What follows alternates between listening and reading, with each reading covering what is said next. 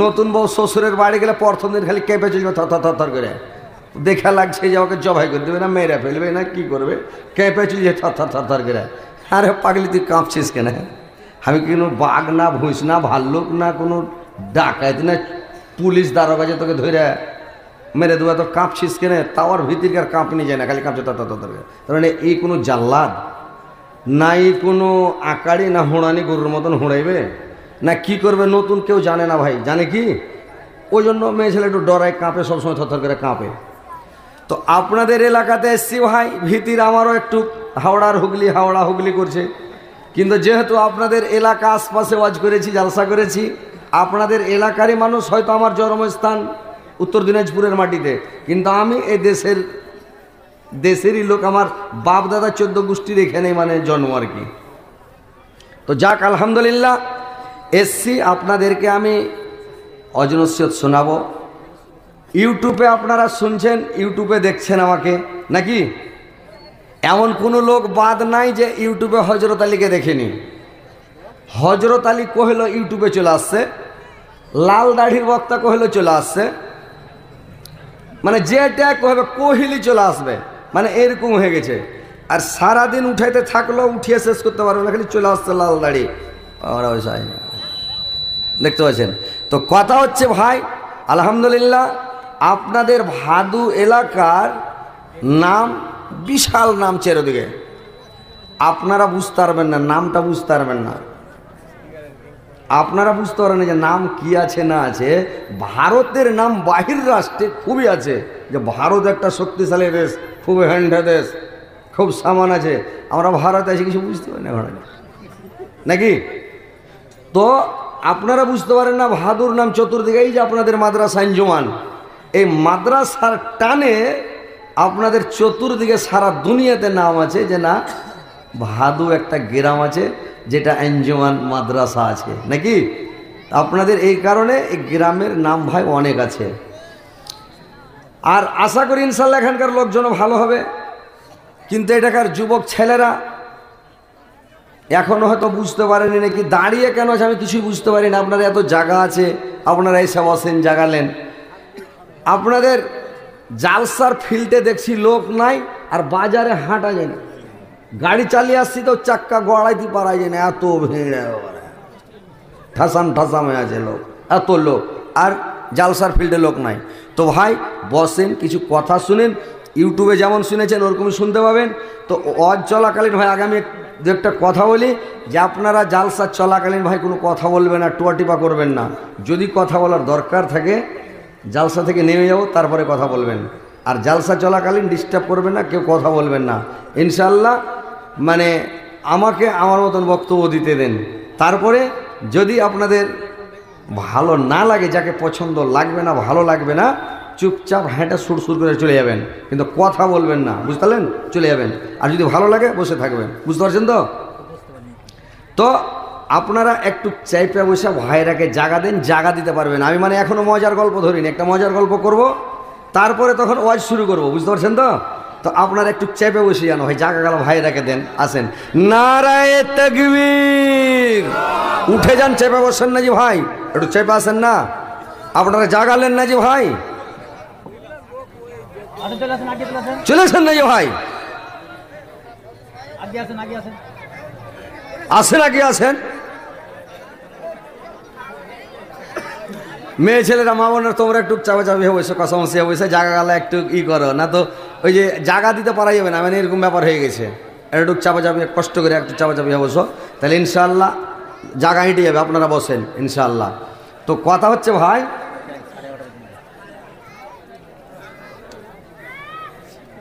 মানে যদি টাইম দিয়ে দেয় ওয়াজ ভাই আমার জমবে না, বুঝতে পারলেন? যদি টাইম বলে দেয় যে এত টাইম, আর যদি সভাপতি খালি ঘড়ি দেখা দেখি করে, তো আমার ওয়াজ জমবে না।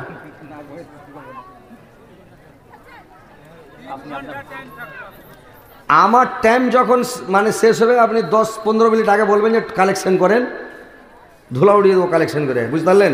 ইনশাল্লাহ। আর যখন ছাড়তে করেন যে ছেড়ে দেন, ছেড়ে দেবো, কিন্তু যদি টাইম দিয়ে দেন তা আমি ওয়াজ করতে পারবো না, বুঝতে পারলেন? আপনাকে বিজলিয়াতে জালসা করতেছিলাম রমজান মাসে, এই বিজলিয়া ব্যাঙ্ক মোড়ের পাশে দিয়ে বিজলি দেখি, তো আমার পাশে নুরুল রাহিমই ছিল দক্ষিণ দিনাজপুরে। তা আমাকে বললো যে ইউসুফ নবীর জীবনী শুরু করেন। তো ইউসুফ জুলেখা যখন কাহিনী শুরু করলাম, তো সেহরি খাওয়া পর্যন্ত ইস্তেজায় সেহরি খেয়েছিলাম।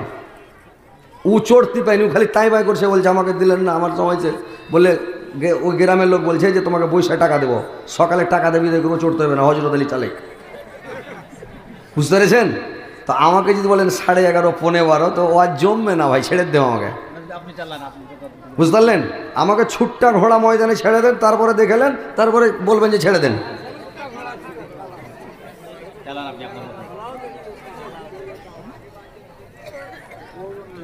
তার মানে আমি কখন মানুষকে একটু মানুষের মনোরঞ্জন করব, কখন আমি ওয়াজ করব, কখন জমাবো, কখন কান্দাবো, কখন আসাবো, তারপরে কখন আমি কালেকশনে যাবো, আমি তো কিছু ঢুঁড়ি পাবো না, বুঝতে পারবো না। দিয়ে দেন টাইম, তারপরে দেখা যায় প্রধান বক্তা আছে, দিবেন। বুদ্ধি শেষ, যাক আলহামদুলিল্লাহ। সোনা বন্ধু সোনা নাগত আমার কথা শুনো না, তিনি মদের দয়ার নবী, তাকে তোমরা চিনো না। তিনি মদের দয়ার নবী, তাকে তোমরা চিনো না। দয়ার নবী অহুদ প্রান্তক ধর্ম যুদ্ধ করেছেন, কাফেররা নবীজিকে পাথর ছুঁড়ে মেরেছেন, কাফেররা নবীজিকে পাথর ছুঁড়ে মেরেছেন। আহা তোমরা মেরো না গো নবীজিকে মেরো না, তিনি মদের দয়ার নবী, তাকে তোমরা চিনো না। তিনি মদের দয়ার নবী, তাকে তোমরা চিনো না। দয়ার নবী বনে বনে চরাইতেন ছাগল, কাফেররা দেখে বলতো এটা একটা পাগল, কাফেররা দেখে বলতো এটা একটা পাগল। পাগল নয় গো পাগল নয়, সে আল্লাহর প্রেমের দিওয়ানা, তিনি মদের দয়ার নবী, তাকে তোমরা চিনো না। তিনি মদের দয়ার নবী, তাকে তোমরা চিনো না। বাস, এবার ভাই আমার বক্তব্যের দিকে আসছি। তো যাই হোক, আপনারা ধীর স্থিরভাবে শুনেন, শান্তিভাবে শুনবেন, হই হাল্লা হট্টগোল করবেন না। আর আপনারা একটু বসে গেলে ভালো হয়। তারপরে এবার শুনেন যে কথা হচ্ছে, ভাই আমরা হচ্ছি মুসলমান, আমাদের ধর্ম হচ্ছে ইসলাম। আমরা বর্তমান যুগে নামের মুসলমান হয়ে আছি, কাজের মুসলমান হতে পারিনি ভাই। আমরা এখন নামের মুসলমান, কাজের মুসলমান নই। তো আমাদেরকে কাজের মুসলমান হতে হবে। কখন হতে পারবো, কখন হবেন? যখন নবীর সুন্নাত তরিকা মোতাবেক এ টু জেড সব কিছু যখন নবীর সুন্নাত তরিকা মোতাবেক চলবেন, সব কিছু নবীর অনুকরণ করে যখন চলবেন, তখন আপনি একটা মুমিন হতে পারবেন, মুত্তাকিন হতে পারবেন, ইমানদার হতে পারবেন, শেষ নবীর উম্মত হতে পারবেন। মানে সব কিছু, উঠা বসা, চলা ফিরা, খাওয়া পিয়া, যাবতীয় যে কোনো কাজকর্ম নবীর সুন্নাত তরিকা মোতাবেক হওয়া চাই। কিন্তু আজকে আমরা শুধু নামের মুসলমান, কাজের মুসলমান নয়। লোককে দেখাচ্ছি, নাম রেখেছি আব্দুর রহমান, আব্দুল খালেক, আব্দুল মালেক, আব্দুল জব্বার, আব্দুল জলিল, আব্দুল খলিল, কিন্তু আমাদের কাজকর্ম মুসলমানের মতন হচ্ছে না ভাই। তো আমরা কাজ করব মুসলমানের মতো। আমরা পৃথিবীতে এসেছি কিসের জন্য? বাড়ি করার জন্য? এসি চালার জন্য, জমি কেনার জন্য, কি করার জন্য এসছি ভাই? আল্লাহ কি করে আমাদেরকে পাঠিয়েছেন পৃথিবীতে? কেন পাঠিয়েছেন? এই কথাটা ভেবে দেখেছেন? একবার চিন্তা করে দেখেছেন কেন পাঠিয়েছেন আল্লাহ পাক? আল্লাহ আমাদেরকে এত সুন্দর করে তৈরি করেছেন, জ্ঞানী গুণী করে তৈরি করেছেন, বিচক্ষণ করে তৈরি করেছেন। এত সুন্দর করে তৈরি করার কারণটা কি? আল্লাহ দুনিয়াতে পাঠালেন, কেন পাঠালেন? আল্লাহর একটাই উদ্দেশ্য হয়েছে যে এরা আমার ইবাদত করবে, আমার বান্দেগি করবে, আমার তাসবিহ পড়বে, আমার জিকির করবে। ওমা খালাকতুল জিন্না ওয়াল ইনসা ইল্লা লিয়াবুদুন। জিন আর ইনসানকে আল্লাহ পাক তৈরি করেছেন একমাত্র ইবাদত করার জন্য। যদি দুনিয়াতে ইবাদত বান্দেগি তাসবিহ জিকির না করেন, আল্লাহর যায় আসে না। আল্লাহ বলে দিয়েছে ওহাদাইনা হুন নাজদাইন, আমি তোমাকে দুটা পথ তৈরি করে দিয়েছি, একটা সোজা, একটা বেঁকা। এটা জান্নাতের পথ, এটা জাহান্নামের পথ। আপনি কোন পথে যাবেন বেছে নেন। আপনি জান্নাতে যাবেন না জাহান্নামে যাবেন, না আপনি কোথায় যাবেন আপনি নিজে বুঝেন। আপনি জাহান্নামে চলে গেলে আল্লাহর কিছু যায় আসে না, আপনি জান্নাতে চলে গেলে আল্লাহর যায় আসে না। আল্লাহ কালে কালে যুগে যুগে নবী পাঠালেন, আল্লাহ পাক নবীর কাছে কিতাব পাঠালেন মানুষকে সুপথে আনার জন্য। জালসা শুনবেন, নজরুসিয়ত শুনবেন, কোরআন হাদিসের কথা শুনবেন, আর শোনার পরে যদি আমল না করেন কি হবে? আল্লাহর ক্ষতি হয়ে যাবে? ক্ষতি হবে না, আপনার ক্ষতি, আমার ক্ষতি, আল্লাহর ক্ষতি হবে না ভাই। আপনি সুধরে যান, ঠিক পথে চলে আসেন। আল্লাহর অস্তে আপনারা নমাজটা ধরেলেন, নমাজ পড়েন, রোজা রাখেন।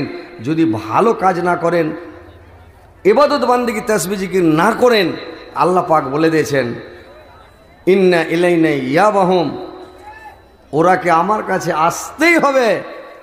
সুম্মা ইন্না আলাইনা হিসাবাহুম, আমার কাজ হলো হিসাব নেওয়া, আমি হিসাব নিয়ে নেব।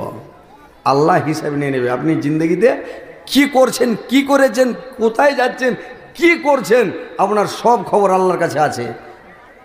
সব খবর আল্লাহর কাছে আছে। আল্লাহ কিয়ামতের দিন সব হিসাব নিয়ে নেবে। আল্লাহ ওই কিয়ামতের কথাটা কোরআনের মধ্যে অনেক জায়গায়, অনেক সূরাতে, অনেক রূপতে, যেখানে সেখানে কিয়ামতের কথা বর্ণনা করেছেন। যে একটা কঠিন দিন, ভীষণ দিন, ভয়ঙ্কর দিন, যেই দিনটার পরিমাণ হবে।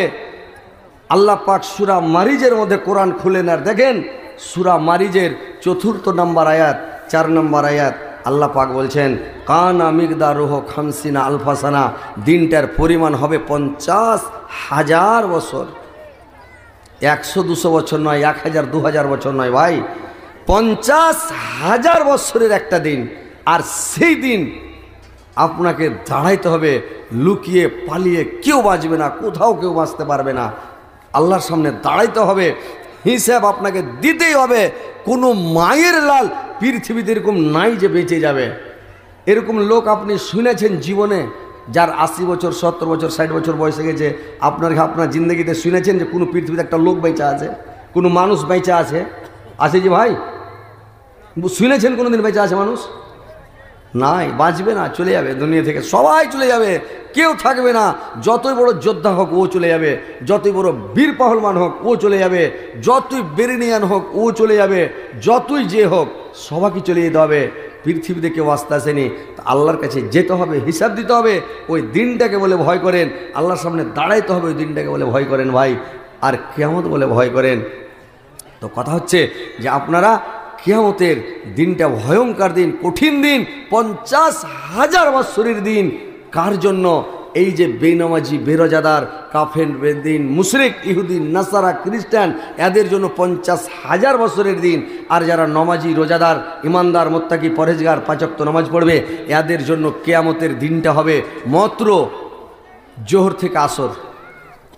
জোহরে নামাজ পড়ে আসলেন, খাওয়া দাওয়া করলেন, কি করলেন না করলেন, একটু কাইলুল্লাহ করলেন, কি গাগর দিলেন, কি করলেন না করলেন, আসর হয়ে গেল, হয় না? আজান দিয়ে দিল, তাই না যে ভাই? চট করে হয়ে গেল। তো যখন হয়ে যায় তখন কি করবে? এরকম মানে সৎশীল সলেহীন লোকের জন্য কিয়ামতের মাঠটা হবে জোহর থেকে আসর, একদম সংকীর্ণ সময়, মানে অল্প সময়। আর বেদিন মুশরিকের জন্য, বেনামাজি, বেরোজাদারের জন্য 50,000 বছর, একটাই দিন অত বড়।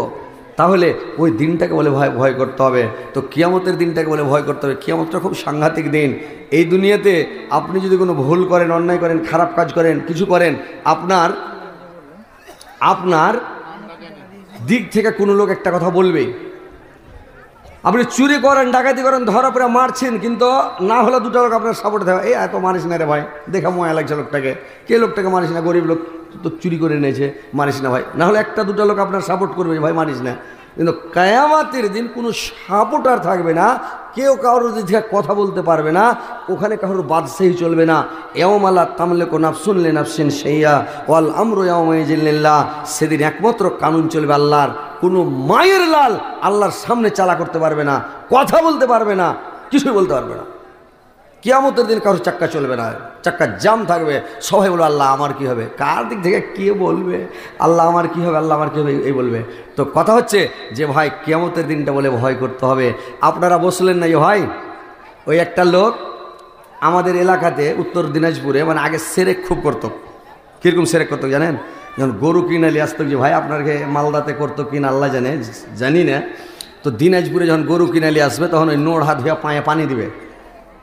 তো নোড়া ধুয়ে পানি দিয়ে গরুর পাটা ধুয়ে দিবে, মানে এটা সেরেক করে। তাহলে গরুটা নোড়ার মতন শক্ত হইয়া হালে বইবে, হাল টানবে, গরুটা নোড়ার মতন শক্ত হবে, খুব একদম মজবুত। তো পা ধুয়ে দেয়। তো একটা লোক একটা গরু কিনে নিয়ে এসছে, তো এঁড়ে একেবারে খুব তাগড়া এঁড়ে। তো এঁড়াটাকে কিনে নিয়ে এসে তখন কয়েছে, এঁড়ে রে তোকে কিন্নু? তখন এঁড়াটা কয়েছে আমিও শুননু। তখন ওর মালিকটা কয়েছে খাওয়া দাওয়া করে ভালো করে হালে বহিস। তখন এঁড়াটা কইছে আমার এটাকে কহিস। তো ওইরকম কিছু যুবক ভাই আছে, এরাকে যত বুঝাবেন আর এঁড়ার মতন কইছে আর এটাকে কহিস, মানে ওরা বসবে না।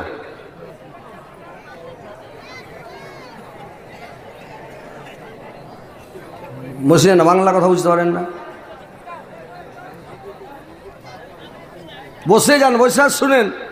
জালসার মজাই আলাদা। আপনি বসে থাকেন, শুনেন, আপনার ওয়াজ ঢুকবে মাথাতে। আর যদি লক করে দাঁড়িয়ে থাকবেন, আপনার ওয়াজ মাথায় ঢুকবে না। আপনি খালি আটাং পাটাং করবেন, কখন উড়ে যাবেন। শয়তান আপনার পাছা দিয়ে খালি চিমটি কাটতে থাকবে, উড়ে যাবেন। আর বসে থাকবেন, শয়তানের বাপু যেতে পারবেন। আপনি ধ্যান দিয়ে বসেন, বড় বড় চোখ করে দেখে থাকেন হযরত আলীর দিকে, কী বলছে হযরত আলী নাকি। তো কথা হচ্ছে ভাই, একটু বসে যান, ভালো করে শোনেন। তো কথা হচ্ছে যে কিয়ামতের দিনটাকে বলে ভাই একটু ভয় করতে হবে। তাহলে আপনি জান্নাতে যাবেন, আরাম পাবেন, শান্তিতে থাকবেন। দুনিয়াটা এটা হচ্ছে আখেরাতের খেতি। এইখানে আপনি আখেরাতের জন্য পুঁজিপাটা সংগ্রহ করতে হবে। এখানে আপনি জান্নাতে যাবেন, পুঁজি এখানে জোগাড় করে নিয়ে যেতে হবে, তাহলে জান্নাতে যাবেন। আর যদি পুঁজি জোগাড় না করেন তো জাহান্নামে যাবেন। তাহলে জোগাড় এখানে করতে হবে, আপনাকে সব কিছু এখানেই করতে হবে পৃথিবীতে। তো ওই কিয়ামতের দিনটাকে বলে ভয় করতে হবে। ভীষণ দিন, কঠিন দিন, ভয়ঙ্কর দিন। কেমন দিন শুনেন আল্লাহ কি বলছে কোরআন আমাদের। যে আল্লাহ পাক বলছেন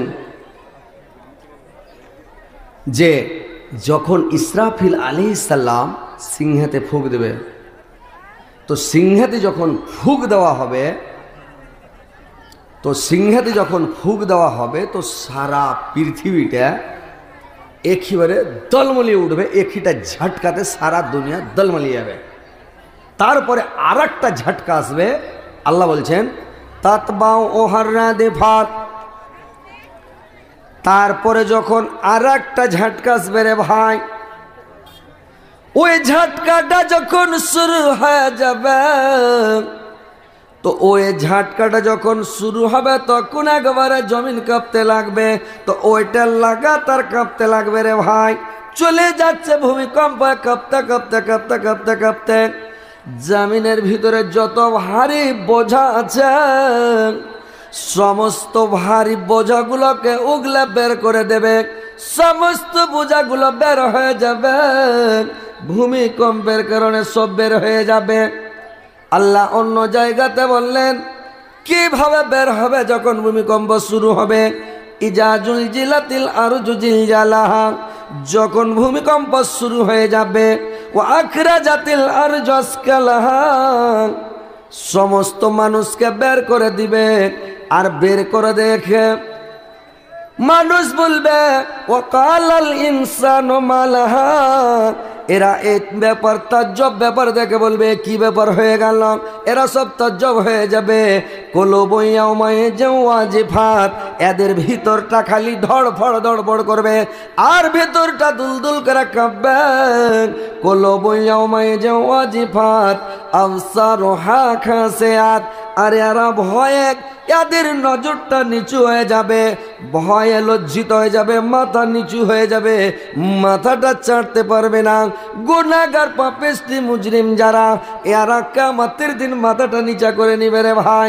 আল্লাহ কোন জায়গাতে আল্লাহ পাক কোরআনের মধ্যে বলছেন সূরা তাহার মধ্যে, ইয়াউমা ইয়ানফাখু ফিস-সূরি ওয়া নাহসারুল মুজরিমিনা ইয়াউমাইযিন যুরকান। যেদিন ইসরাফিল সিংহায় ফুঁক দিবে, কিয়ামত সংগঠিত হবে। সেদিন যখন সিংহাতে ফুঁক দেওয়া হবে, তো মানুষ যখন কবর থেকে উঠবে, মাটির তল থেকে যখন বের হতে লাগবে রে ভাই, তখন মানুষের চক্ষুগুলোকে আল্লাহ পাক নীল করে দিবেন, সবুজ করে দিবেন। ও অপরাধীদের চেহারাগুলো পেল্টে যাবে, গুনাহগার পাপিষ্টি মুজরিমের চেহারাগুলো পেল্টে যাবে, আকার আকৃতি পেল্টে যাবে। লোক দেখে চিনতে পারবে লোকটা এই কাজ করেছে পৃথিবীতে, এই লোকটা অপরাধী, এই লোকটা গুনাহগার পাপিষ্টি মুজরিম। মানুষের চেহারা দেখে চিনা যাবে রে ভাই, চেহারা দেখে চিনা যাবে এই লোকটা এই গুনাহ করেছে, এই পাপ করেছে, মানুষ দেখেই চিনে নেবে। তো চেহারাটাকে পেল্টে দেওয়া হবে। তো যখন ইসরাফিল আলাইহিস সালাম সিংহায় ফুঁক দিবে, এমন কঠিন দিন, ভয়ঙ্কর দিন, মানুষ করবে কি রে ভাই? সব করবে কে? যে মানুষ যখন কিয়ামতের মাঠে দৌড় দিয়ে দিবে, যখন টাপাতে শুরু করবে, কতগুলো গর্ভবতী আছে তার গর্ভপাত হয়ে যাবে, কতগুলো দুধ দানকারিনী যতগুলো মা আছে কোলের শিশুকে বলে ভুলে যাবে। কুল্লা জাতে হামলিন হামলাহা ওয়া তারান নাসা সুকারা ওয়া মা হুম বিসুকারা ওয়ালাকিন্না আযাওয়াল্লাহি সাদীদ।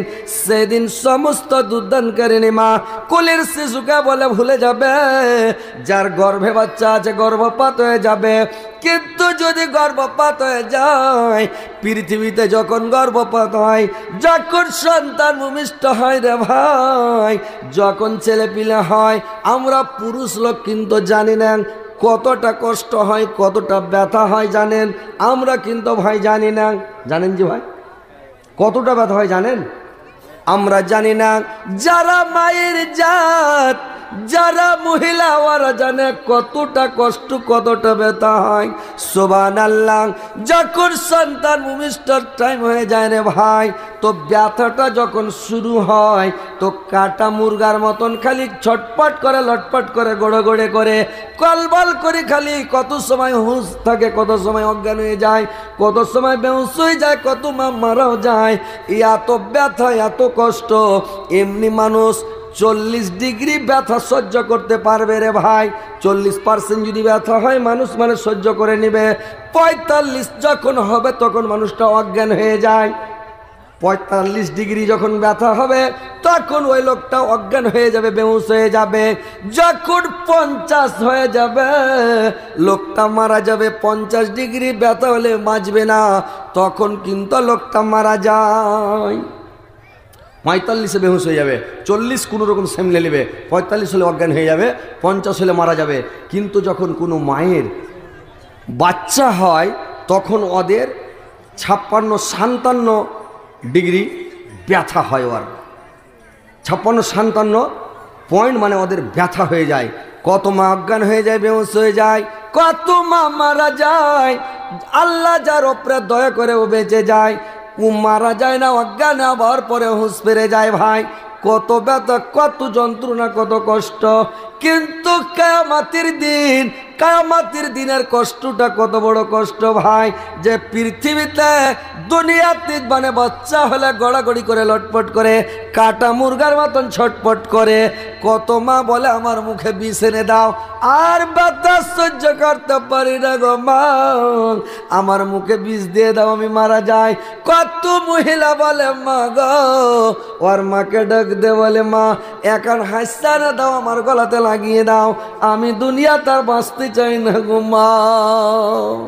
কত ব্যথা হয়, ব্যথা সহ্য করতে পারে না, বলে আচ্ছা লাগিয়ে দিই, জীবনটা দিয়ে দিই, আত্মহত্যা করে দিই, সুসাইড করে দিই। আরো ব্যথা, সন্তান প্রসবের ব্যথা, আর সহ্য করতে পারি না গো মা। কিন্তু কিয়ামতের দিনের ব্যথাটা কত হবে রে ভাই, কিয়ামতের দিনের যন্ত্রণাটা কত যন্ত্রণা হবে। বাচ্চা প্রসব হয়ে যাবে, মা ঘুরেও তাকাবে না, মা দেখবে না আমার ছেলে হলো না মেয়ে হলো, আমার সাপ হলো না ব্যাঙ হলো, আমার পেট থেকে কি হলো, মা ঘুরে তাকাবে না।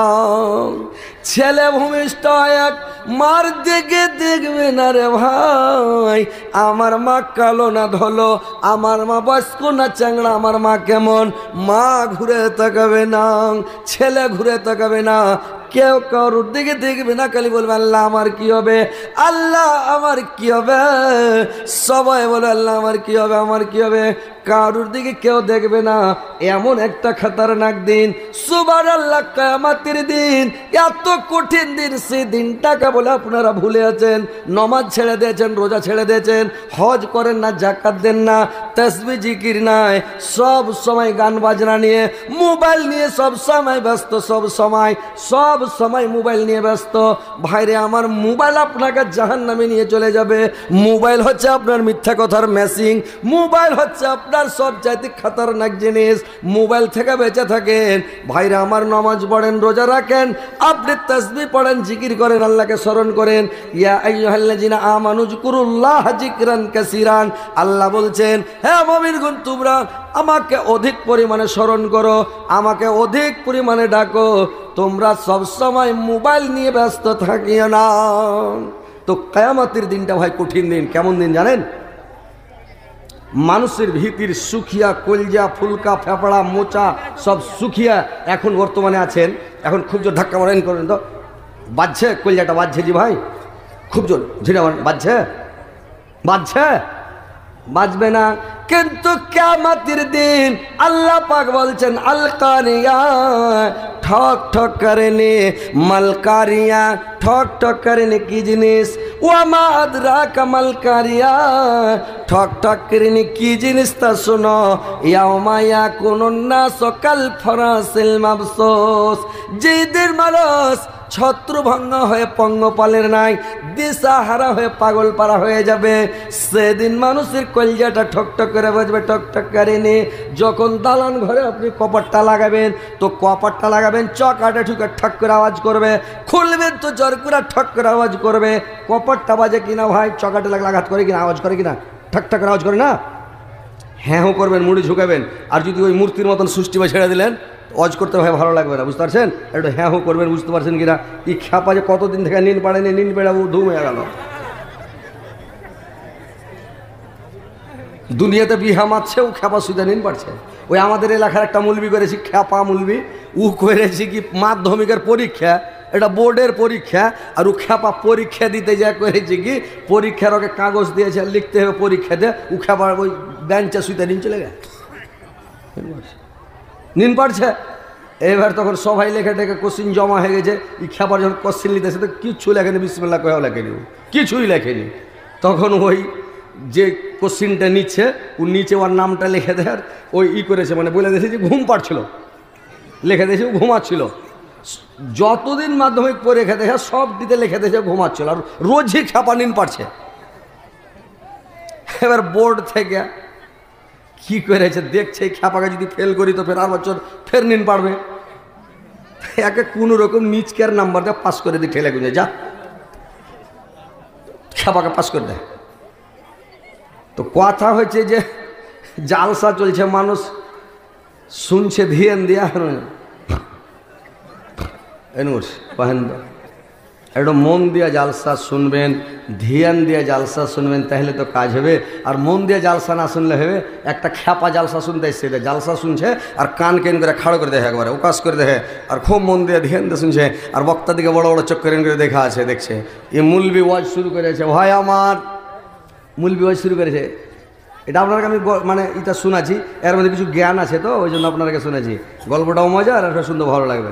তো লোকটা জালসা শুনে দেখে খ্যাপা মানুষ শুনতে যায়, তখন করেছে কি শুনছে, তো তখন বলছে ভাই আমার, তোমরা আইলসা পাতাড়ের উপরে পেচ্ছাপ করিও না, আইলসা পাতাড়ের উপরে পেচ্ছাপ করতে হয় না, পেচ্ছাপটা ছিটবে রে ভাই, ছিটবে না। ঘাসের উপরে পেচ্ছাপ করিও না, না তো এমন করে মানে ঘাসে ছিটেবে, আপনার চাঁদির ওপর দিয়ে ফুহুরা যাবে, যাবে না। ঠকঠকা মাটিতে পেচ্ছাপ করিও না। ঠকঠকা মাটিতে পেচ্ছাপ করলে ভাই ছিটবে, আপনার গোটা গতর ভিজে যাবে। ঠকঠকা মাটিতে পেচ্ছাপ করিয়েন না।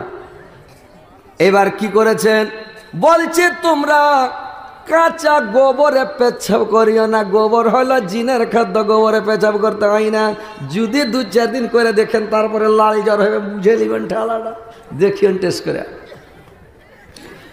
আর পেচ্ছাপ কোথায় করতে হয় না, গাঢ়াতে, মানে গর্তে, এন্দুরের গাঁড়া, কাঁকড়ার গাঁড়া, গাঁড়ায় পেচ্ছাপ করিয়েন না। ওর মধ্যে জিনেরা বসবাস করে, আর না হলে ওর মধ্যে সাপ থাকতে পারে। যখন ওই গাঁড়ায় পেচ্ছাপ করবেন সাপ দিবে, শেষ হয়নি। তো আল্লাহর নবী যে নিষেধ করেছে যে ভাইগুলা ভালো জিনিস না খারাপ জিনিস, গাঁড়ায় পেশাব করতে হবে জান, যদি সাপ থাকে ওটা জিনেরাও থাকতে পারে, থাকতে পারে। আমি কেন গাঁড়াতে করে পেশাব করেন, দুনিয়াতে জায়গা নাই, গাঁড়াতে মুক্তি মরবে লেগে নাকি। এবার বলেছেন তোমরা কয়লার ওপরে পেচ্ছাব করিও না। কয়লাটা হলো জিনের খাদ্য। তোমরা হাড্ডির ওপরে পেচ্ছাব করিও না। গরুর হাড্ডি, কোনো হাড্ডি, বকরির হাড্ডি, হাড্ডিতে পেচ্ছাব করিও না। হাড্ডিটা হলো জিনের খাদ্য। তাইলে তোমরা পেচ্ছাব কোনটা করবে, মানে পানিতে পেচ্ছাব করিও না। পানিতে পেচ্ছাব করতে হয় না। কত খেপা মাথায় পানি ঢালছে, আস্তে আস্তে মিসিং স্টার্ট করে দেয়, উঠে যাবে দূরেও। এরকম খেপা দুনিয়াতে আছে জি ভাই, নাই। কেউ পোখরে গা ধুইছে, কুণ্ঠে যাবে, পোখরে পায়খানাও করে দিলেও পেশাবও করছে, গাও ধুইছে, পেশাবও হয়েছে। পোখরে পেশাব করিয়ে না, পানিতে হেলতে হেলতে পেশাব করিয়েন না, গোসলখানাতে পেশাব করিয়েন না, পানি ঢালতে ঢালতে পেশাব করিয়েন না, এটা নিষেধ আছে ভাই। তো বলছে মৌলভী সাহেব পেশাব করবে কোনঠে, নরম মাটির ওপরে পেচ্ছাব করিও, বালুতে পেচ্ছাব করতে হবে। ই খ্যাপা করেছে কি জালসা শুনে বাড়ি গেছে ভাই, বাড়ি যায় একটা সিমেন্টের বস্তার মানে ব্যাগ সিলিয়ে লেছে বড় করে, আধমন ছপ্পা সারি বালু ভরে লেছে ব্যাগে, আর ঘাড়ে লটকে নিয়ে যেছে। যেখানে পেশাব করা লাগছে এক খাবল বালু বাহির করে ফেলে ঠে দিচ্ছে, দেখ কাহিনা দেখ ঘুচ্ছু বানাইছে দিয়া, তখন ওখানে পেশাব করছে।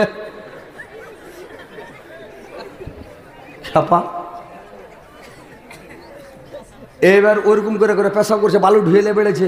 তো ফের আপনাকে ভাদুতে লদা পড়াতে জালসা, তাকে বলছে হ্যাঁ জি ভাই উত্তর দিনাজপুর থেকে হজরত আলী আসছে জালসা করতে, তো চলো সিনা আসি গে। যাবো না, বলছে কেনে যাবে না যে ভাই, বলছে যাবো না, বলছে কেনে, বলছে একদিন জালসা শুনতে গেছি আপনার এদিকে দিয়া এই কারবনা ভাতার মারি, হ্যাঁ দিয়া কইছে জালসা শুনতে গেছি, দিয়া উঠে করে মুলবি বোঝা চাপিয়ে দিয়ে বালু ঢুয়ে ওড় পাই না, ফের আজ হজরত আলীর জালসা শুনতে যাবো, ও কোন বোঝা ফের চাপিয়ে দিবে, তখন আর মানে হিলাইতে পারবো না। তবে মুলবি কি কয়েছে, তুমি বালু ঢুয়ে নিয়ে বেড়াই বলছো পাশারি কয়েছে যে ভাই, যখন পেচ্ছাবের দরকার হবে তুমি নরম মাটি দেখে পেচ্ছাব করিও, বা ওরকম সাবধান সতর্ক হিসাবে পেচ্ছাব করিও। ওই পায়খানার কিনারাতে করবা, কান হাতে সাইড কেটে দিবে, একদম এক ফোঁটা কোনো দিকে যাবে না, চলে যাবে। আর যদি ফের ওই পেশাবের ওপরে পেশাব করবেন তো ওই ম্যাগ ফুটানো গড় গড় করে আপনার চাঁদির ওপর দা পুরা চটবে। পেশাব করতে করতে মানুষের শিক্ষা হয়ে যায়, আস্তে আস্তে বড়ো হয়েছে কিনা নাকি। তো এইভাবে পেশাব করতে, তো খ্যাপাকে কি কয়েছে তুই বালু ঢেলিয়ে বেড়া, কিন্তু আসলেও প্যাটের খ্যাপা, ও তখন ব্যাগ সিলিয়া বালু ঢুয়ে বেড়েছে। তো ওইরকম আপনারা ফের ওই বালু ঢুয়ে বেড়ায় না, ওই কথাটা আপনাকে বলি না বালু ঢুকে, বুঝতে পারলেন। তো জালসাটা মন দিয়ে শুনেন, তাহলে আপনাকে ভালো লাগবে নাকি। মুড়ি গেলা ঝুঁকাবেন, হ্যাঁ হু করবেন, তাহলে ভালো লাগবে করতে নাকি। আচ্ছা, এবার একটা মাইয়া লোকের কথা শুনে না, তো ফের ওরা কহবে যে মানে মেয়ে ছেলের একটা কথা শুনেলেন, মানে মাইয়া ছেলে ওরা একটু মোটা হুঁস বেশি থাকে, বুঝলেন, ওর হুঁসটা সব দিনই মোটা, ওনার মেয়ে ছেলে। এই লেগে আল্লাহ রাসূল বলেছেন যে তোমরা মানে ওর গার্জেন না হলে বিয়ে হবে না। কেন হবে না, বেটা ছেলের গার্জেন লাগবে না, কিন্তু মেয়ে ছেলে একটা গার্জেন লাগবে, কেন ও তো হুঁস মোটা। হ্যাঁ, এই জন্য বিয়ে করে ছেলে সার স্ত্রীকে কইছে, মানে বেসর ঘর দিয়েছে সোহাগ রাত, তো ফুলসজ্জার রাত্রি সেদিন সোহাগ রাত, তো ইও পেটের খ্যাপা, ও পেটের খেপি, মানে ইও বুঝে না কথা, ও বুঝে না। তো ইয়াকে যখন বেসর ঘর দিয়েছে, তো দুনিয়া তার গল্প ঢুঁড়া পায়নি, যাহারে আইস তো তোকে বিয়ে করে লেটু, তো আইস থেকে তোর আমি কে হইনু কত, তো আর স্ত্রীটাকে আমি জানি না জি, আমি জানি না, কহা পাগলি কেটা হইনু কহা, কহব কহা, মামু হইলে না, কত পাগলি উঠে, ওকে 10,000 টাকা লগদ মোহর দিয়ে বিয়ে করে লেছে, মামু হইলে না, এগুলো মোটা হুঁস লয়। হ্যাঁ, তো তো ওইরকম হচ্ছে কথা যে ভাই ওরা জালসা শুনতে গেছে একটা মহিলা, আর জালসা শুনতে যায় কি করেছে জানেন, মহিলা জালসা শুনতে যায় মৌলভী সাহেব ওয়াজ করছে, তো ওয়াজ যে করছে নসিহত করছে, তো বলছে মায়েরা আমার, বোনেরা আমার, তোমার স্বামী তোমার মাথার ছাতা। লোক পালাইতে লেগেছিল আর লোকটি কমে গেছিল, এখন দেখেন টাটিয়া খাড়িয়ে গেছে, যত্রি বসে যত্রি খাড়িয়ে আছে। তো লোক চাইছে একটু মজার ওয়াজ, হজরত আলী করবে কি কহেন?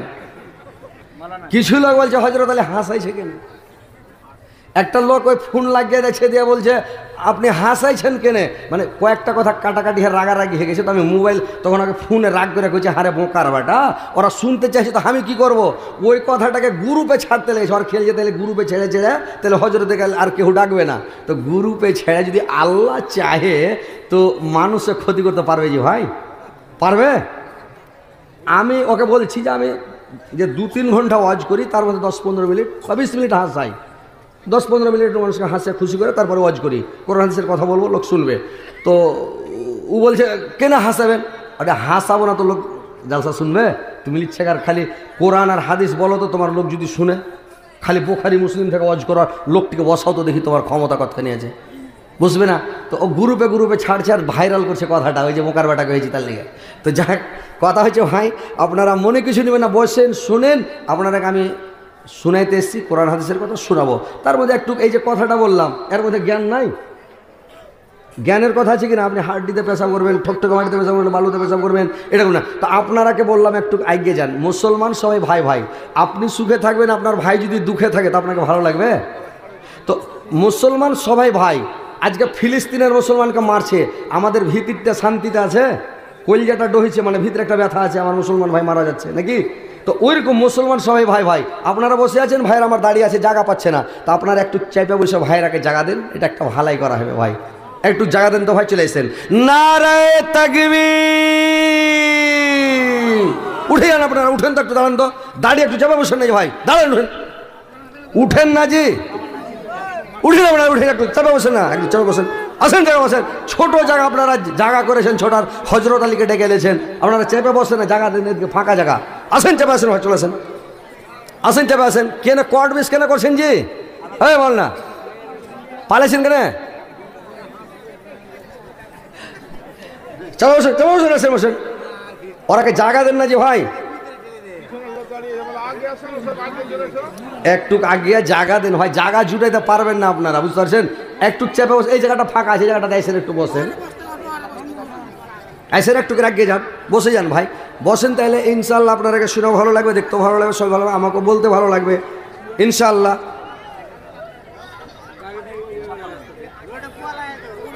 এ পৃথিবী দেখতে সুন্দর, শুধু মায়ার ঘর, এসো একা যাইবা একা, তোমার কিসের অহংকার বলো, তোমার কিসের অহংকার?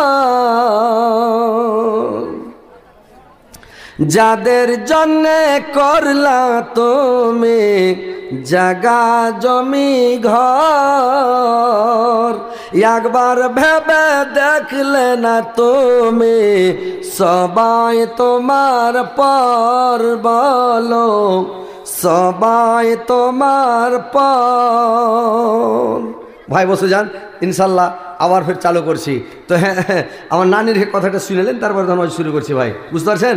তো এক মাইয়া লোক ওয়াজ শুনতে গেছে, তো মুলি সে ওয়াজ করেছে, তোমার স্বামী তোমার মাথার ছাতা, তোমার স্বামী তোমার মাথার তাজ, তোমার স্বামী তোমার হাকিম, তোমাকে যখন ডাকবে তখনই সাড়া দিও, যে কাজ হাতে থাকবে কাজটা ফেলে দিও, আর কাজটা ফেলে দিয়া তুমি যাইও, তুমি যেটাই বলবে অর্ডার করবে ওটাই কথা শুনিও। এইবার মহিলাটা ওয়াজ শুনে গেছে, বাড়ি যাওয়ার পরে সকালবেলা করেছি কি হাতে রুটি পাকাছে, চালকালের রুটি, মালদা রুটি, রুটি যখন পাকাতে লেগেছে রে ভাই, ওর স্বামী ওকে ডাক দিছে, রে আর মা, এরে আর মা, কোনটা আছিস রে আর মা? ইয়ার মা রুটি পাকাছিল, রুটিটা খোলাতে ফেলবে কি মুলবি হয়েছে, যেটা যে কাজ হাতে থাকবে কাজটা ফেলেতে দৌড়ায়ও, এই পাগলি করেছি, খোলাতে রুটি ফেলবে কি আখাতে ফেলেতে দৌড়াইতে লেগেছে, আখাতে রুটিটা ফেলে দৌড়াইতে লেগেছে। দৌড়িয়ে যে তখন কি হয়েছে জি আর বাপ, ইয়ার বাপ তখন কয়েছে রে আর মা, মাথাটা খালি টন টন করছে রে, একটু তেল গালা গরম করে রসুন তেলে করে চান্দিখানে দে তো। ইয়ার মা করেছে কি, আরে পাগলির পাগলি, ইয়া খোরা তেলকে গড় গড়ে করে রসুন তেলে করে উতলালছে, আর গড় গড় করে উতলিছে তেলখানিকে কাপড় দিয়ে ধরে নিয়ে যায় ওর চাঁদিতে এক খোরা তেল গোটায় ঢেলে দিয়েছে। আর যত চাঁদিতে তেল মানে চুল ছিল সবটি চুল পুড়ে অনিহা চাঁদিতে সেটা গেছে, ওকে লাফিয়ে উঠেছে, ও মরে গেল। ও আর বাঁচেছি ভাই, লাফিয়ে উঠে গেছে। তো ওইরকম তোমরা জালসা শুনতে এসে জালসা শুনে যে চুল পুড়ায় না, বুঝতে পারলে? ভালো করে আওয়াজ শোনো, মন দিয়ে শোনো, কথাগুলো ধ্যান দিয়ে শুনবে। নমাজ পড়া, রোজা রাখা, তসবি জিকির করা, ইজ্জতের হেফাজত করা, স্বামীর সেবা করা, এই মায়া লোকের 4টা কাজ, পুরুষ লোকের 2টা কাজ। আল্লাহর রাসূল বলেছেন তোমরা 2টা জিনিসের হেফাজত করো, তোমার জান্নাতের জাবিন আমি হয়ে গেলাম। পুরুষ লোক বেটা ছেলের 2টা জিনিসের হেফাজত করতে হবে। কি জানেন? 1 নাম্বার আল্লাহ নাই বলেন তোমরা মুখের হেফাজত করো, ফহুস কথা বলবে না, লোকের গুজব করবে না, গিল্লা করবে না, বদনাম শেখাই দুর্নাম করবে না, তোমরা বেশি কথা বলবে না, তোমরা মুখের হেফাজত করবে 1 নাম্বার। 2 নাম্বারে জেনাতে লিপ্ত হবে না, লজ্জা স্থানের হেফাজত করবে।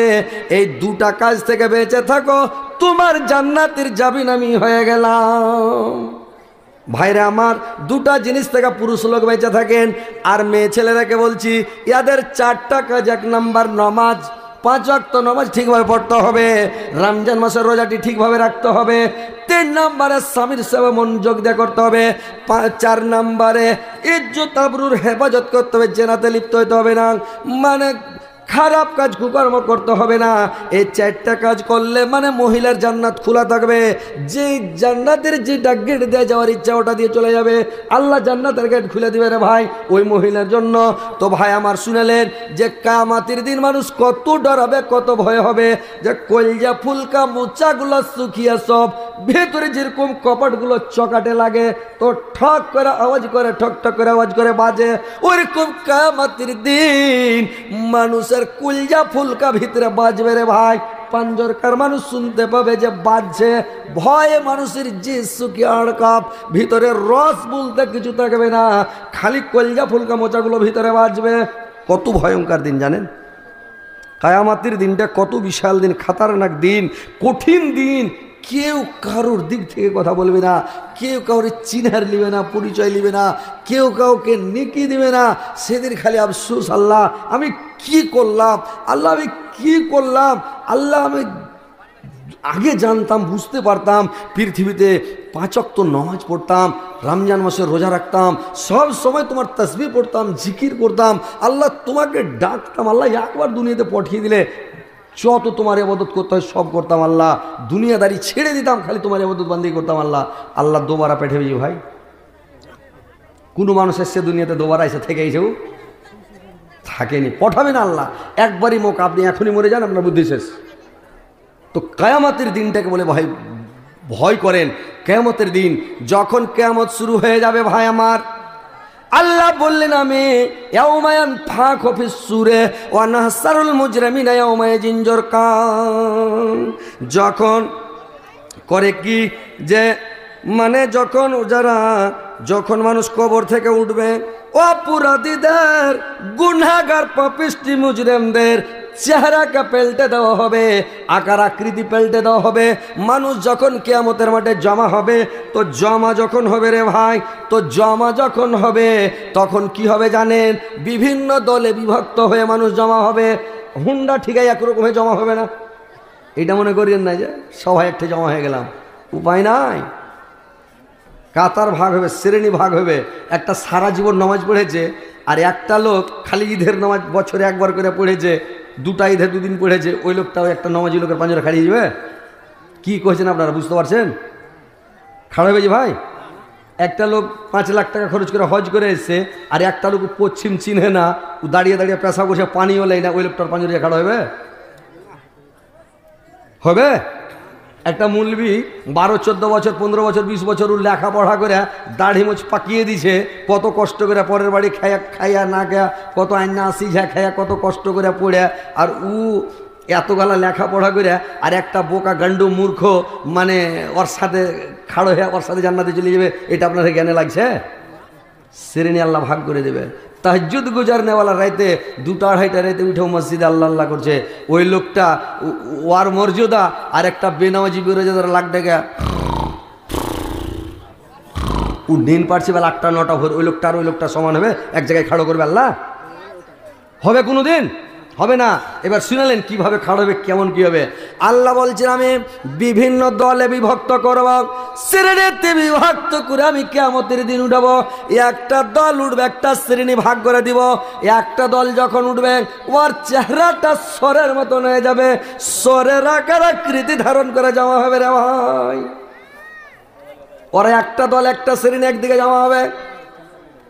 ওই লোকটা পৃথিবীতে সব সময় নাজায়েজ খাদ্য খেত, হারাম খাদ্য যারা খাবে, বেঈমানি করে, শয়তানি করে, ডাকাতি করে, ছিনতাই করে, সব সময় নাজায়েজ খানা যারা খাবে, ওই লোকটা কিয়ামতের দিন সরের আকার আকৃতি ধারণ করে জমা হবে। একটা দল একটা শ্রেণী একদিকে জমা হবে। কিয়ামতের মাঠে আর একটা দল জমা হবে। ওই দলটা কেমন হবে? ওই লোকটা বান্দরের মতন হয়ে জমা হবে। ওর একটা দল একটা শ্রেণী একদিকে বান্দরের মতন হয়ে জমা হবে। ওই লোকটা পৃথিবীতে আর কথা ওকে লাগাতো, কর কথা ওকে লাগিয়া বিবাদ সৃষ্টি করতো। ওই লোকটা বান্দরের আকার আকৃতি ধারণ করে জমা হবে ভাই। আর একটা দল জমা হবে, গোড় পড়তে পড়তে আসবে, ওর হাত থাকবে না, পা থাকবে না, শুধু বডি থাকবে, পুঙ্গা হয়ে কিয়ামতের কোটে উঠবে। ওই লোকটা পৃথিবীর বুকে যারা পড়োশিকে কষ্ট দেয়, পড়োশিকে দুঃখ দেয়, পড়োশির ওপরে জুলুম করে, পড়োশির সাথে মিল রাখে না। পড়োশি প্রতিবেশী আপনারা বুঝতে পারছেন তো আমার ভাষা? আমার ভাষা বুঝতে পারছেন কি পারেন না বলেন? আমি শেরশাবাদীর বক্তা, বুঝতে পারছেন? আর আমার কাছে একদম মানে যেটা ভাষা বুঝতে পারবেন, আল্লাহ প্রত্যেক ভাষাতে নবী রাসূলকে পাঠালছেন। যে ভাই এটা মনে করিয়েন না যে হযরত আলী ঢ্যাঁড় বাংলাতে ওয়াজ করছে বা শেরশাবাদী ভাষাতে ওয়াজ করছে, এটা মনে করিয়েন না। বিহারে যত ঢ্যাঁড় বাংলা বলবেন অত খুশি, ওরা অত বুঝতে পারছে। আমাদের এখানে কলকাতায় যাবেন তাহলে স্পষ্ট শুদ্ধ বাংলা বলতে হবে নাকি? আর আমাদের এখানে ঢ্যাঁড় বাংলা চলছে, আমরা সবই বুঝতে পারছি। একটা মেয়ে লোক একটা লোকের উপরে কেস করে দিয়েছে, তো কেস করে দিয়েছে তো কোর্টে তখন ওকে টিকটিকিতে চড়াচ্ছে কাঠগড়াতে চড়ার পরে তখন ওই হাকিম পুছ করছে মেয়ে লোকটাকে, এই লোকটা তোমাকে মেরেছিল? তো মেয়ে লোকটা বলছে না মারেনি। তো হাকিম লিখে দিলে যে না মারেনি। তো তোমাকে লোকটা কিছু কহেনি? না কিছু কহেনি। লিখে দিলে না কিছু কহেনি। বলছে লোকটা আসলে নির্দোষ? হ্যাঁ নির্দোষ। ও লিখে দিলে হ্যাঁ লোকটা নির্দোষ। ও তো আর হাকিম ঢাট বাংলা বুঝে না যে রাগে চোটে গুন্ধিরা কইছে নাকি? ওটা আপনারা আমরা বুঝতে পারবো যে রাগে চোটে না মারেনি তার মানে মেরেছিল, না কিছু কহেনি তার মানে কহেছে, হ্যাঁ নির্দোষ তার মানে লোকটা আসলে দোষী। কিন্তু হাকিম তো ঢাট বাংলা বুঝে না। তো ওই লেগে মানে আপনারকে বুঝার সুবিধা, তো আমার ভাষা আপনারা সবই বুঝতে পারছেন। তফাৎ তো কিছু নাই, ডিফারেন্ট তো কিছু নাই। মানে কিছু লোকের সাথে একটু ভাষাতে একটু উল্টা পাল্টা হয়। ওরা কিছু গালা লোক আছে, মানে আমাদের এলাকাতে আছে, ওরা আখাকে চুলহা কহবে, হাত কাঠি হারা কহি, ওরা কহবে দো কাঠি, হারা কহবো উসকাঠি, ওরা কহবে যে আখা খাচ্চোর, আমরা কহবো যে কাঁড়ল, ওরা কহবে যে নেড়া কুদ্দা। একটু ভাষাটা উলট পালট। তো আপনাদের ভাষা আমাদের ভাষা একই ভাষা নাকি? বুঝতে তো অসুবিধা হয় না ভাই? না হচ্ছে বলেন? এবার শুনেন ভাই আমার, বন্ধুরে আমার, ভালো করে শুনালেন। দুনিয়া তো দুনিয়া ও আমার আল্লাহ, এই জিসমে রাখা যে জান, সবই যে তোমার দায়ার দান। দুনিয়া তো দুনিয়া মুসা নবীকে না দেখ দিয়ে বানিয়েছ তুমি কালিমুল্লাহ। ইসমাইল নবী জবাই না হয়ে গেল জবিহুল্লাহ। দুনিয়া তো দুনিয়া, তো পড়োশিকে পড়োশি বলেন, প্রতিবেশীকে পড়োশি বলেন। কোনো প্রতিবেশীর ওপরে জুলুম করবেন না। আইলের পাঞ্জরে গাছ লাগে আবার জমিটাকে বরবাদ করিয়েন না। পড়োশিকে কষ্ট দিয়েন না। নিজের ডিহিতে মাটি উঁচা করে আর পানি আড় করে পড়োশিকে ডুবিয়ে মারিয়েন না। পড়োশিকে কষ্ট দিবেন, ওর পানিটা বের হইতে দেন। আপনি এমন করে বাউন্ডারি প্রাচীর তৈরি করলেন, ওর বাড়িতে বাতাস লাগে না, গরিব মানুষটা মরে গেছে, বাতাসে গরমে থাকতে পারে না, এমন করে বাউন্ডারি করলেন, লোকটা হাওয়া বাতাস কিছু পায় না। জুলুম করা হয়েছে পড়োশির ওপরে, পড়োশিকে জুলুম করবে, পড়োশির ওপর অন্যায় করবে, কিয়ামতের দিন পুঙ্গা হয়ে উঠবে, গুড় পাড়তে পারতে উলট পালট করে যাবে। পড়োশির ওপরে জুলুম করিয়েন না ভাই। আল্লাহর নবী একদিন সাহাবাদেরকে নিয়ে যুদ্ধে চলে যাচ্ছে। আল্লাহর নবী বললেন, ওরে আমার সাহাবারা, বলো তো তোমরা তো যুদ্ধের জন্য, জিহাদ করার জন্য তৈরি হয়ে গেছো, তোমরা কি এরকম কোন লোক আছো যে প্রতিবেশীর ওপরে পড়োশির ওপরে জুলুম করেছে, এরকম কোন লোক আছো? একজন সাহাবী বললেন, ইয়া রাসূলুল্লাহ, নবী গো, আমি আমার পড়োশির ওপরে জুলুম করেছি। বলে, কি জুলুম করেছো? বললেন, নবী গো, আজকে আমার পড়োশির ঘরের ডাওয়াতে আমি পেশাব করেছি, ভোরের বেলা ওর ঘরের ডাওয়াতে পেশাব করে দিয়েছি। আল্লাহর রাসূল বললেন, তুমি জিহাদে যাও না, বাড়ি চলে যাও, তোমাকে যুদ্ধে যেতে হবে না, বাড়ি ঘুরে যাও। লোকটাকে যুদ্ধে নিয়ে গেল না, বাড়ি পাঠিয়ে দিল। তো ভাইরে আমার, খবরদার আপনি প্রতিবেশীর ওপরে জুলুম করবেন না, না তো কিয়ামতের দিন পুঙ্গ হয়ে উঠবেন। ওরা একটা দল, একটা শ্রেণী একদিকে ওরা জমা হবে, আর একটা দল আসবে, কুঁকড়া হয়ে যাবে, ধনুকের মতন কুজা, আর খালি চিঁচি করবে, ভূত ধরার মতন কাঁপবে, আর জমা হবে কিয়ামতের মাঠে। ওরা একটা দল, একটা শ্রেণী।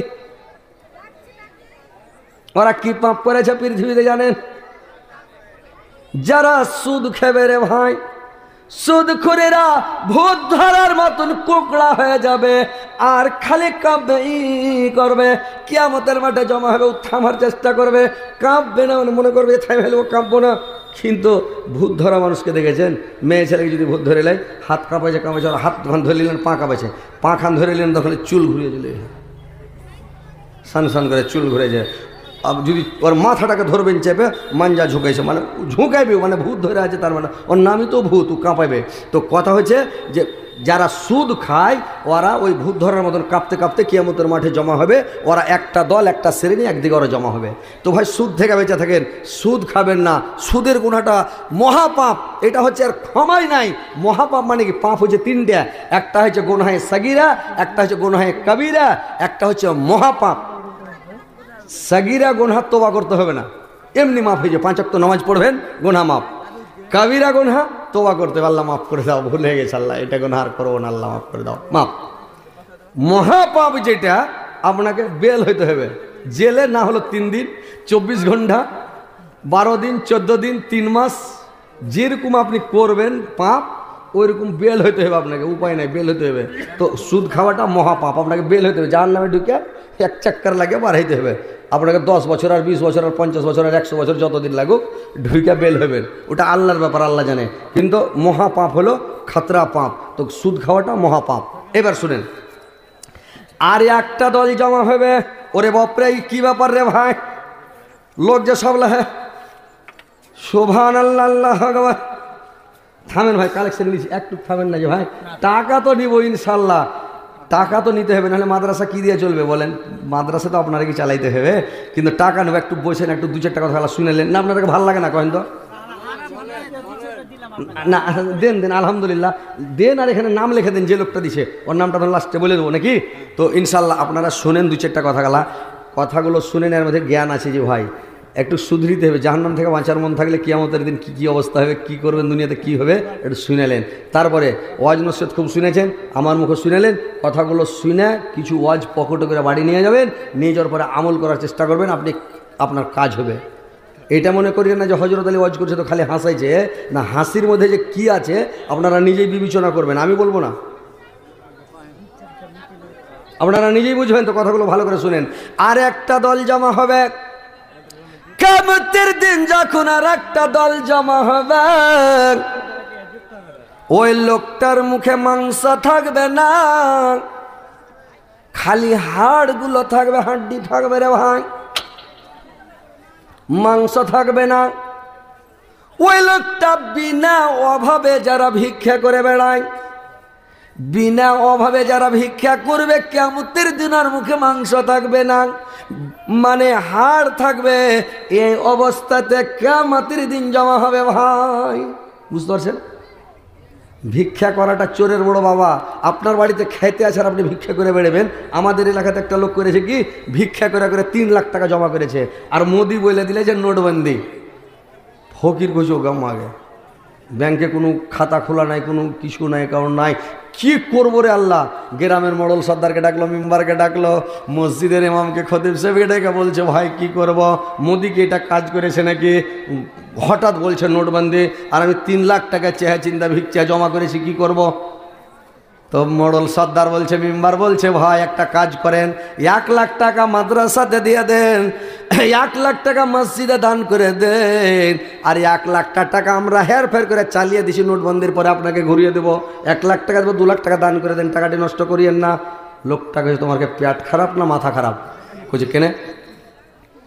লোকটা বলছে জীবনে আমি 10 টাকা দান করিনি, আর এই 2 লাখ টাকা দিয়ে দেবো, বকরিকে খিলিয়ে দিতে হলে খিলিয়ে দেবো, কিন্তু দান করবো না।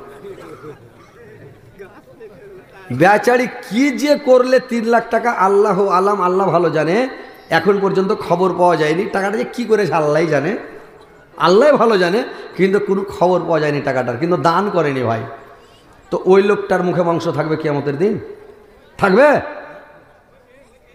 আপনার ঘরে খাইতে আছেন, ভিক্ষা করবেন কেন? ভিক্ষা করবেন ভিক্ষা, এই হাতটা খুব খারাপ দেন, এই হাতটা খুবই সুন্দর উত্তম, মানে দেওয়া, দান করেন, দান করলে মাল বাড়বে, দান করার জিনিসটা খুবই ভালো। আর এই হাতটা খুবই খারাপ, তেলা পাতাটা, হাত পাতাটা খুবই খারাপ। আল্লাহ রসুল বলছেন তোমরা হাত পাতিও না, তোমরাই করো। সৌদি আর মাটিতে যদি কেউ ভিক্ষা করে, একটা হাজি হজ করতে গেছে আমাদের এলাকার, আমাদের দেশের, আর হজ করতে যে করেছি কি, একটু গরিব টাইপের লোক লাইছে হাজি, ও কয়েছে কোটি টাকা চেহেলি, এহেরাম বাইন্ধা আছে, আর এহেরাম বাইন্ধা টাকা চাইতে শুরু করে দেয়। আর টাকা যখন চাইতে লেগে, সৌদি ওর দেশে তো মানুষ টাকা দিবে লেগে বসে আছে, টাকা গাদা দিতে লাগছে, কোটির টাকা জমা হয়েছে, 1 মুঠ হয়ে গেছে টাকা। আর ওখানকার পুলিশ তো আমাদের ইন্ডিয়ার পুলিশের মতো নয়, সিভিল ড্রেসে পুলিশ আছে, কপ করে ধরলেছে, आपका घर कहाँ है, मकान कहाँ है, बोले इंडिया। इंडिया तो आप हाजी हो ना, बोले हाँ हाजी। तो भिक क्यों मांगते हो भाई, बोले ऐसे ही मांगते हो। ऐसे ही मांगते हो तो ठीक है चलो, ओके धरे लेजे, जेले भर दिले, डेट तारीख দিয়ে দিলে, আজকের এত তারিখ, এত সেকেন্ডে, এত মিনিটে, এত তারিখে, মানে এই জায়গাটাতে ওকে ধরা হলো, আর বছর এই মাসে এত তারিখে, এত সেকেন্ডে, এত মিনিটে ওকে এখানে হাজির করে দেওয়া হবে, যেখানে বাকি হজ আছে করে বাড়ি চলে যাবে। 1 বছর জেলে থাকলো। গ্রামের লোক, এলাকার লোক বলছে আসল হাজি লাগছে, ওই 1 বছর ভর হজ করছে, তার মানে ভালোই হাজি। ও এগুলা হাজি যাইছে কয়দিন, 40 দিন থাকে না, বাড়ি পালিয়ে আসছে। আর ই হাজি 1 বছর থাকলো, তো খুব বড় হাজি। 1 বছর পরে যখন বাড়ি এসছে, গোটা গ্রামের লোক সব ওকে দেখতে যাইছে, সুবহানাল্লাহ 1 বছর থেকে এলি তো যেমন তেমন হাজি লয়। ই হাজিকে সব দেখতে যাইছে, ই করেছে কি, হাজির সরবে কুলের কথা কাহাকে কহে না, ভিতরকার কথা, ই ঘরের হুড়কা লাগিয়ে দেয়, লক করে শুইতে, কাহার সাথে দেখা করে না, মনের রাগে যে আমি জেল খেটে আইনু, আর তোরা কহছিস যে কত বড় হাজি হজ করে এলো দেখা করতে আসছে। তখন ই করেছে কি, হুড়কা লাগে শুইতে আছে। গ্রামের লোক গেটে বাড়ি মারছে, হাজি সাহেব গেট খুলো, গেট খুলে না। তখন গায়ের লোক কইছে, আর নাম রেখে দিলে সবাই হুড়কা হাজি, যে হুড়কা লাগে শুইতেছে, ওর নাম রেখে দিলে হুড়কা হাজি। তো ভাই, বিনা অভাবে ভিক্ষা করিয়ে না, ভিক্ষা করতে হয় না, করতে হয়। খাইতে থাকলে ভিক্ষা করিয়েন না, আপনি খাইটা খান। আল্লাহর নবীর দরবারে একটা লোক, এক ভিক্ষুক যা বলছেন, নবী গো আপনি কিছু ভিক্ষা দেন আমাকে, 3 দিন থাকি কিছু খাইনি নবী গো। আল্লাহর নবী বললেন, তোমার বাড়ি থেকে কোনো সামান আছে, কোনো জিনিস আছে, কোনো সম্বল আছে? লোকটা বললেন, নবী গো আমার বাড়িতে মাত্র 2টা জিনিস আছে। কি 2টা জিনিস? বললে একটা মোটা কম্বল আছে, ঠান্ডার দিনে একদিকে পেড়ে দিই, আর একদিকে উল্টা গায়ে দিয়া শীতকালে শীত কাটাই, ঠান্ডা কাটাই, আমি শুয়ে থাকি। একটা জিনিস। আর 2টা জিনিস হলো, একটা কাঁসার বাটি আছে ভারী, এই বাটিটাতে আমি পানি পান করি। ওই বাটি আর কম্বল ছাড়া আমার বাড়িতে আর কোনো জিনিস নাই নবী গো। আল্লাহর নবী বললেন, জিনিস 2টা নিয়ে এসো, যাও এসো। লোকটা বাড়ি চলে গেলেন। বাড়ি যাওয়ার পরে লোকটা কম্বল আর বাটিটা নিয়ে আসলেন, নিয়ে এসে আল্লাহর নবী ডাকে উঠিয়ে দিলেন। ডাকে উঠিয়ে 200 টাকায় বিক্রি হয়ে গেল 2টা জিনিস। আল্লাহর নবী 100 টাকা দিয়ে দিলেন, যাও হালকা দামে হালকা পাতলা একটা বাটি কিনবে, একটা পাতলা নর্মাল কম্বল কিনবে শীতকাল কাটার জন্য। 100 টাকাতে 2টা জিনিস নিবে। আর 100 টাকাতে তুমি একটা কুড়াল কিনে নিয়ে এসো। একটা কুড়াল কিনে নিয়ে আসলো। আপনারা কুড়াল কইছেন না, কুড়াল কইছেন? কুড়াল। এবার কুড়াল কিনে নিয়ে এসে আল্লাহর নবী নিজে হাতে ব্যাট লাগিয়ে দিয়ে বললো, তুমি জঙ্গলে যাও কাঠ কাটো, আর সন্ধ্যের টাইমে কাঠ বাজারে বিক্রি করে চাল আটা কিনবে, তরি তরকারি কিনবে, সব টাকার কিনিও না, কিছু টাকা বাঁচিয়ে নেবে, কিছু টাকা জমা করতে করতে 15 দিন পরে আমার সাথে দেখা করিও যাও। লোকটা চলে গেল। 15 দিন গাছ কাটার পরে সংসার সুখে শান্তিতে চলছে, কিছু টাকা জমা হয়ে গেছে। টাকাটি নিয়ে আল্লাহ রাসূলের দরবারে এসে বলছে, নবী গো, এই যে গুটি টাকা জমা হয়ে গেছে হুজুর, লেলেন আপনি?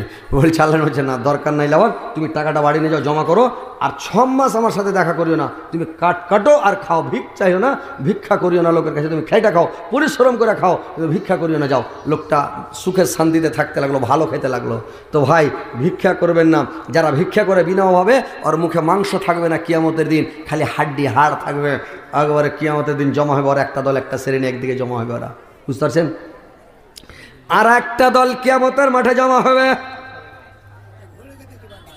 আর একটা দল কিয়ামতের দিন জমা হবে রে ভাই।